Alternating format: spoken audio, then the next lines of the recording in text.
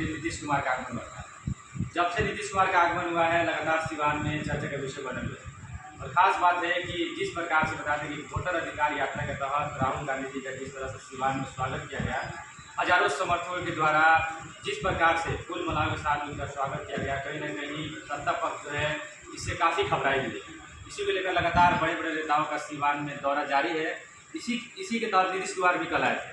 तो इस अंदाज़ा लगा सकते हैं कि सिवान का जो 8 विधानसभा जो सीट है वो कहीं ना कहीं विधानसभा चुनाव में काफ़ी चर्चा का विषय बनेगा। बड़े बड़े प्रत्याशी जो है लगातार अपने क्षेत्र में घूम रहे हैं। लोगों से एक तरह से कहा जाए तो जनसंपर्क जो है जारी है और सभी नेता पूरी तरह से सक्रिय हो चुके हैं। हमारे बगल में अनवारुल हक दरबार भी बैठे हुए हैं जो कि लगातार बड़े विधानसभा क्षेत्र में ये भी दावेदारी पेश कर रहे हैं। हालांकि आपको बता दें कि महागठबंधन से बड़े बड़े नेताओं का दावेदारी देखी जा रही है। इसी बीच लगातार कई वर्षों से अनवारुल हक दरबार का भी है, लेकिन इसी बीच इनसे मुलाकात हुई है तो हम लोग इनसे बात करने की कोशिश कर रहे हैं। बने आपका भी स्वागत है। आपके चैनल के तमाम श्रोताओं का हार्दिक अभिनंदन और स्वागत करते हैं। चलिए, बड़ैया में लगातार जनसंपर्क आप कर रहे हैं, किस तरह का रिस्पॉन्स मिल रहा था? देखिए, बड़ैया में हम लोग घूम रहे हैं तकरीबन 1.25 डेढ़ साल से मेरा हो गया और काफ़ी ज़्यादा मतलब लोगों का समर्थन मिल रहा है। और शुरू में तो हम लोग पार्टी और संगठन को मजबूत करने के लिए घूम रहे थे, काम कर रहे थे। पार्टी के द्वारा मुझे निर्देश मिला था कि आप जाइए बड़ैया में घूमिए, काम कीजिए। और अभी जैसे लोगों के द्वारा चर्चा ऐसी चल रही है कि संभावित प्रत्याशी बड़ैया विधानसभा, तो पार्टी और सिवान जिला का शीर्ष नेतृत्व, पटना का शीर्ष नेतृत्व, राष्ट्रीय जनता दल अगर हमको टिकट देती है कि हम बड़ैया से चुनाव लड़ेंगे, मजबूती से लड़ेंगे। और जिस तरह से जनता का प्यार और जन समर्थन मिल रहा है उससे हमको ऐसा लगता है कि आने वाले दिनों में हो सकता है कि टिकट अगर हमको मिले तो टिकट मिलेगा तो हम चुनाव लड़ेंगे।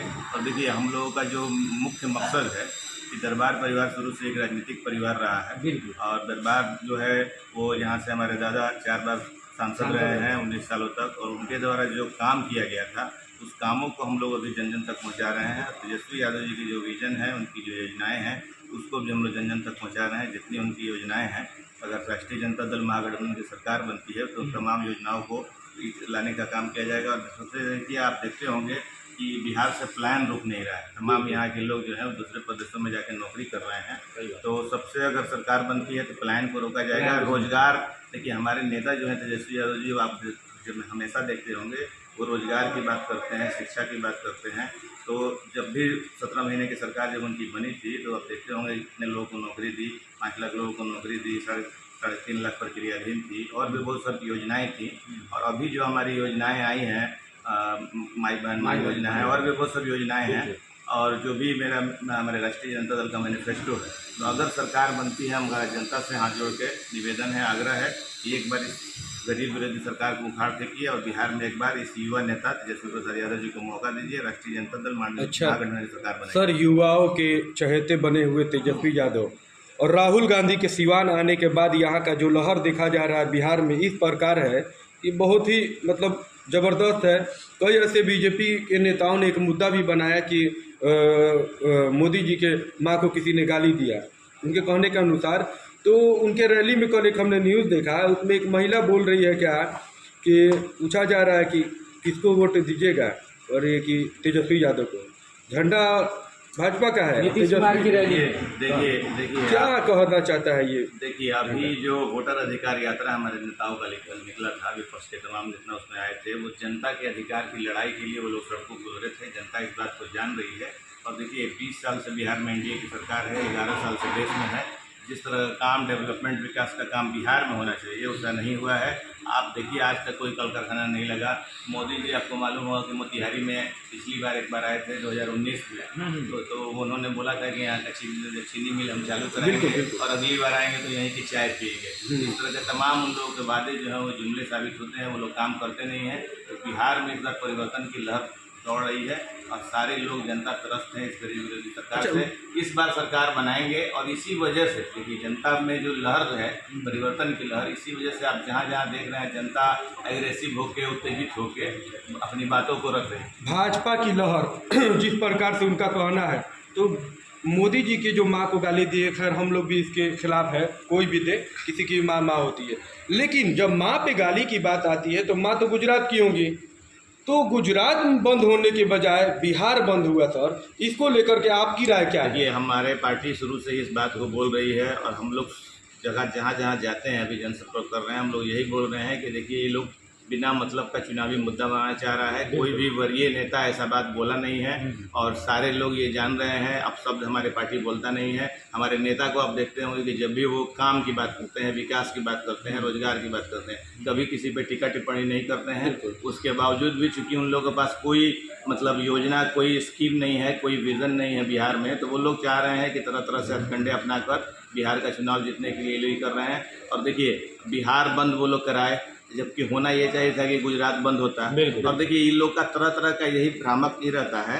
हम लोगों ने आप लोगों ने देखा होगा कि दिल्ली का जो चुनाव बीता था, अभी चुनाव जो दिल्ली का बीता है, भारतीय जनता पार्टी ने अपने मैनिफेस्टो में 500 रुपये में गैस सिलेंडर देने का वादा किया था और 500 रुपये में गैस सिलेंडर के नाम पे या जिस भी वजह से सरकार उनकी बन गई। और हमारा ये कहना है और जनता से भी हमारा कहना है कि आप लोग इस पर सोचिए, विचार कीजिए कि जब नरेंद्र मोदी जी की सरकार, भारतीय जनता पार्टी की सरकार, एनडीए की सरकार पूरे देश में है, अगर वो दिल्ली में 500 रुपये में गैस सिलेंडर दे सकते हैं तो पूरे देश में गैस सिलेंडर 500 रुपये में क्यों नहीं दिया गया? क्या बिहार के लोग, यूपी के लोग, बंगाल के लोग उनको वोट नहीं दिए हैं? बिल्कुल, उनको तो वोट दिए हैं। तो ये सरकार जो है मतलब सरकार बनाने के लिए किसी भी स्टेट में कुछ भी तरह तरह के हथकंडे अपनाएगी, तरह तरह की बातें कहेगी, लुभावने वादे करेगी। इनके तमाम वादे वही 15 लाख रुपए की तरह जुमले साबित होंगे।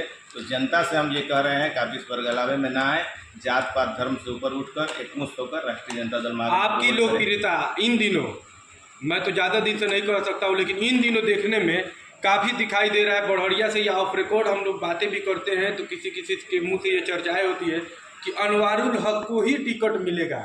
कुछ लोग का ये कहना है, कुछ लोग का कहना है कि अगर अनवारुल हक को टिकट मिलता है तो वो एक परिवार पहले से ही राजनीतिक इसमें रहा है और आपके यहाँ से कई बार सांसद भी रहे हैं लोग, तो उनका कहना है कि अगर आपको टिकट मिलता है तो बिल्कुल आपकी जीत तय है, बाकी किसी को मिलता है तो मतलब नाराजगी तक जाहिर हो रही है। इसको किस नज़रिया से देखते हैं? कितना टिकट को लेकर आप अस्वस्थ हैं? देखिए सिवान जिला के जितने लोग हैं तकरीबन सारे लोग दरबार को जानते हैं, दरबार के बारे में वो जानते हैं। और जो भी पुराने लोग हैं वो लोग जानते हैं। हमारे दादा मोहम्मद यूसुफ साहब जब सिवान में सांसद थे तो सांसद रहते हुए 1972 में सिवान को ज़िला बनाने के लिए उन्होंने काफ़ी मेहनत किया, काफ़ी उनका प्रयास हुआ। और उसी प्रयास के तहत आप देखते होंगे कि अभी महाराजगंज को ज़िला बनाने के लिए काफ़ी नेता लोग काफ़ी समय से लगे हैं, बन नहीं पा रहा है। लेकिन उन्होंने अपने अथक प्रयास से, काफ़ी मेहनत से सिवान को ज़िला बनाने का उस समय काम किया। केंद्र में भी कांग्रेस की सरकार थी और बिहार में भी कांग्रेस की सरकार थी और ये कांग्रेस से सांसद थे। तो सांसद रहते हुए इन्होंने सिवान को ज़िला बनाने का काम किया। सोशल मीडिया का ज़माना उस समय नहीं था, बहुत सारे लोगों को मालूम नहीं है। चीनी मिल की सिवान में स्थापना हुई थी, सूता फैक्ट्री की स्थापना हुई थी। तो आज से 50 साल पहले सोचिए कि हमारे परिवार के लोग कैसे थे, उनका विजन कैसा था कि क्षेत्रीय रोजगार को बढ़ावा देने के लिए उन्होंने उस समय ये सब काम किया था। तो जनता को ये भरोसा है कि दरबार के लोग अगर आएंगे, उन लोगों को मौका मिलेगा तो वो लोग अच्छा काम करेंगे। तो काफ़ी अच्छा पब्लिक का रिस्पॉन्स मिल रहा है। अब देखिए पार्टी क्या डिसीजन लेती है। हम राष्ट्रीय जनता दल के एक समर्पित कार्यकर्ता हैं, पार्टी जो भी फैसला लेगी हम उसके साथ रहेंगे। पार्टी अगर हमको टिकट देगी तो हम चुनाव लड़ेंगे, जिसको भी टिकट देगी हम उसके साथ रहेंगे, पार्टी के साथ। अच्छा, एक लास्ट सवाल है सर, जिस प्रकार से कहीं ना कहीं आपके जो पूर्वज है सिवान को सींचा है, कहीं ना कहीं 19 साल तक यहाँ के सांसद रहे हैं मोहम्मद यूसुफ साहब, किसी परिचय के मोहताज नहीं है, सभी लोग उनको जानते हैं, हम लोग भी बहुत सुने उनके बारे में।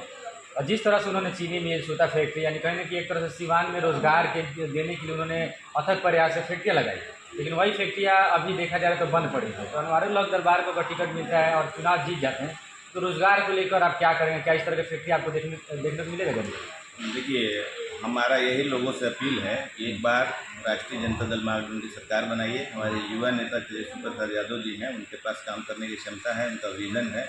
तो सरकार अगर राष्ट्रीय जनता दल महागठबंधन की बनेगी, क्योंकि एक विधायक या एक जनप्रतिनिधि फैक्ट्री वगैरह ये सब नहीं लगा सकता है। तो अगर सरकार बन जाएगी बिहार में राष्ट्रीय जनता दल महागठबंधन की, हम लोगों का पूरा प्रयास रहेगा कि सिवान जिले में भी फैक्ट्री लगे, अब बिहार में भी फैक्ट्रियाँ लगें, अब काफ़ी विकास के काम होंगे। देखिए युवा नेता को मौका देना चाहिए। आप देखते होंगे कि यहाँ मुख्यमंत्री जो हैं अचेतावस्था में हैं, उनसे काम हो नहीं रहा है। अभी देखिए सिवान में जो उनका प्रोग्राम था 4 या 5 बार वो प्रोग्राम कैंसिल हुआ, जिस भी वजह से हुआ, स्वास्थ्य कारणों से हुआ या जिस भी वजह से। तो जनता इन सब बातों को समझ रही है। एक बार जनता इस युवा नेता को मौका देगी और जनता के मन में परिवर्तन की लहर दौड़ रही है, जनता मन बना चुकी है। इस बार राष्ट्रीय जनता दल महागठबंधन की सरकार बिहार में बनेगी। चलिए, लोगों से क्या लोगों से यही अपील करेंगे कि आप सब लोग जात पात धर्म भेदभाव के आधार पर बंटने की कोशिश मत कीजिए। लोग बरगलाएंगे, भटकाएंगे, धर्म के आधार पर बांटने की कोशिश करेंगे। किसी के बरगलावे में नहीं आना है और मजबूती के साथ राष्ट्रीय जनता दल महागठबंधन की सरकार बनाइए और हमारे युवा नेता तेजस्वी प्रसाद यादव जी को बिहार का मुख्यमंत्री बनाइए। ठीक है, ओके, धन्यवाद।